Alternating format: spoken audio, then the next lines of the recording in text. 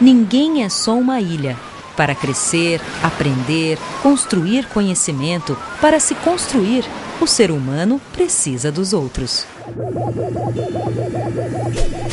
Interagir, trocar, partilhar, navegar. Para isso, embarcamos na linguagem, a grande ferramenta social de contato.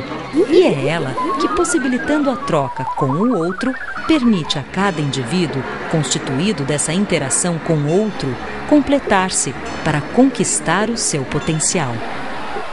Esse é o pensamento de Lev Vygotsky, o psicólogo e professor judeu-russo que fundou a chamada psicologia histórico-cultural, também conhecida como psicologia interativista sociocultural ou psicologia socio-interacionista, ou ainda teoria histórico-social.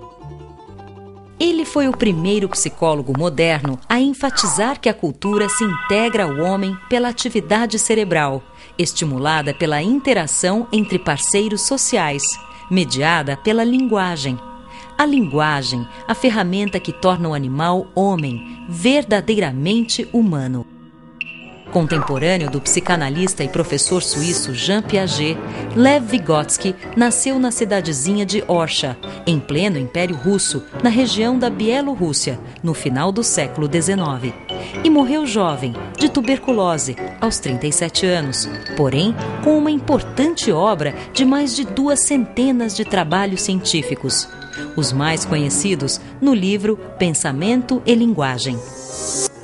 Vygotsky recebeu a sua formação inicial diretamente de tutores na residência da sua infância, conforme a tradição das famílias abastadas, e mais tarde foi estudar na Universidade de Moscou, onde integrou um grupo de jovens intelectuais que buscavam um elo entre socialismo e uma nova psicologia integradora de corpo e mente.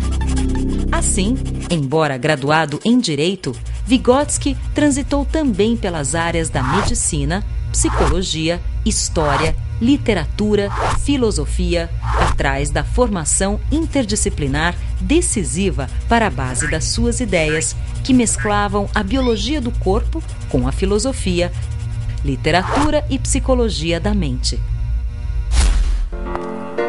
Vygotsky formou-se na Universidade de Moscou no histórico ano de 1917, marco da Revolução Russa que derrubou o Império dos Czares e deu lugar à nova Rússia socialista, governada pelas ideias de Marx. O discurso marxista postulava que tudo é histórico, fruto de um processo, e que são as mudanças históricas na sociedade e na vida material que modificam a natureza humana, em sua consciência e comportamento. Influenciado por essas ideias, Vygotsky construiu a sua teoria sobre as funções psicológicas superiores e como a linguagem e o pensamento estão fortemente conectados. Para Vygotsky, é importante avaliar a criança pelo que ela está aprendendo e não pelo que já aprendeu. Sua teoria procura avaliar os processos mentais envolvidos na compreensão do mundo. E o modelo de aprendizado descrito por suas ideias representou um grande salto para a pedagogia, especialmente quando descreve a zona de desenvolvimento proximal. Para ele, uma das etapas de aprendizagem mais importantes. Para entender as ideias de Vygotsky, é fundamental inteirar-se de 4 pensamentos chaves vygotskianos: interação, mediação, internalização e ZDP, Zona de Desenvolvimento Proximal. Vygotsky descobriu que para melhorar o nível da aprendizagem, mais do que o indivíduo agir sobre o meio, precisava interagir. Para ele, todo sujeito adquire seus conhecimentos a partir de relações interpessoais, de troca com o meio. Por isso, é chamado de interativo. Vygotsky afirma que aquilo que parece individual na pessoa é, na verdade, resultado da construção da sua relação com o outro. Um outro coletivo que veicula a cultura. As características e atitudes individuais estão profundamente impregnadas das trocas com o coletivo.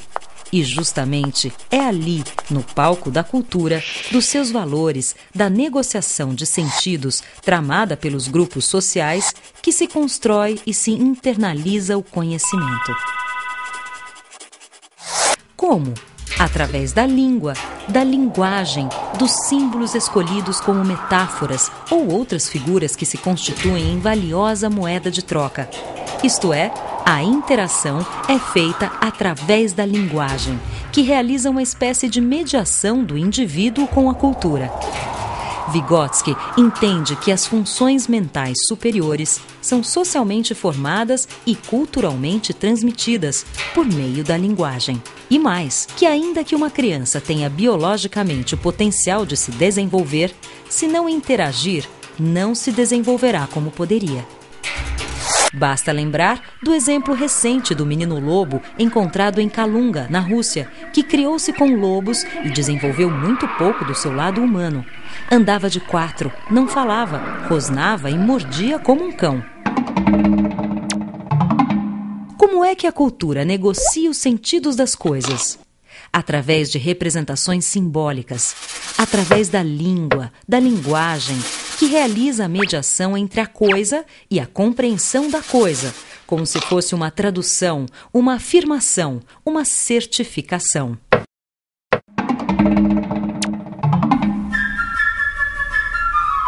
Se pegarmos, por exemplo, uma cadeira, e há um consenso entre nós de que vamos chamá-la de cadeira, e que se diz cadeira, e que serve para sentar, a criança entende.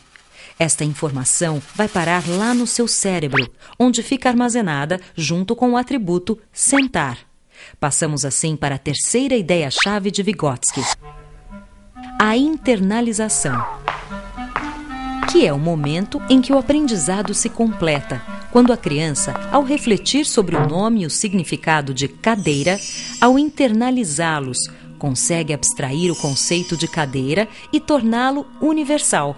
E então, cadeira não cabe mais só na palavra cadeira, porque a própria criança descobre os muitos sentidos da palavra, que adquire, assim, novos tons, afetivos, emocionais, de memória, de sentimento ou simplesmente de informação.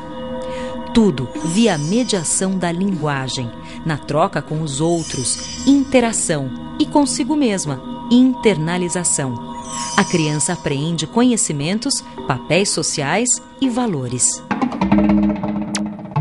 E, finalmente, a quarta expressão vygotskiana, ZDP, Zona de Desenvolvimento Proximal, que nada mais é do que aquele espaço em branco que existe entre o que a criança já sabe fazer sozinha, e aquilo que ela tem a potencialidade para vir a ser, desde que seja assistida, aprenda com os outros.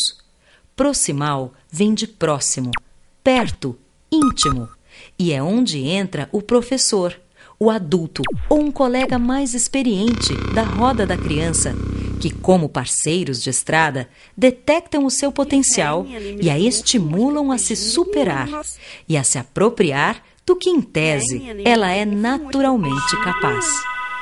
E assim fica claro o papel do professor.